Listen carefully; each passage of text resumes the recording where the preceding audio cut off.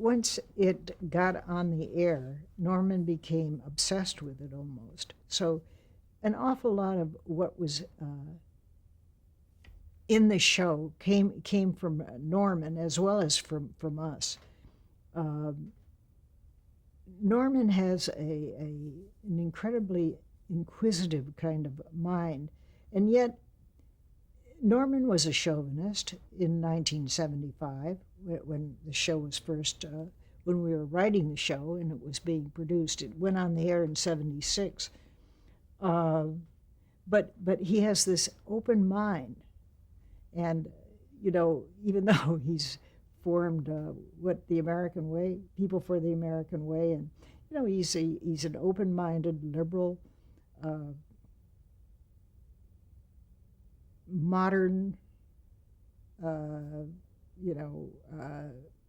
just incredibly creative person. He's always studying. He's always reading, and he puts what he feels and reads and thinks into his shows. He's enormously creative, and he's fun to talk to be with, because he's so there. And since he liked Mary Hartman so much, we would have story conferences at Metro Media, where his offices are, down on Sunset. And we would have these hours-long story conferences. And at that time, this was the end of 75, the beginning of 76. It was kind of like, we didn't have a high-tech office help.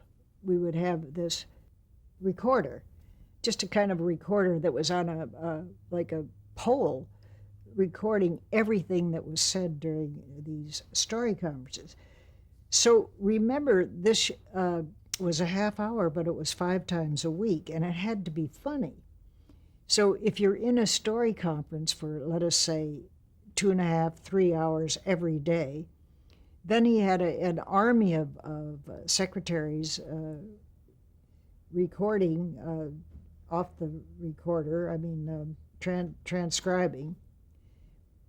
Then they would be messengered out to us, and we'd read all of this stuff, and then still have to come up with the outlines and the scripts. And 3 of us were doing everything that first year, until late in the season when we were able to hire another young writer, Peggy Goldman, who was the daughter of a friend of ours. Talk about nepotism, but she was so talented, and she was a great asset to the staff.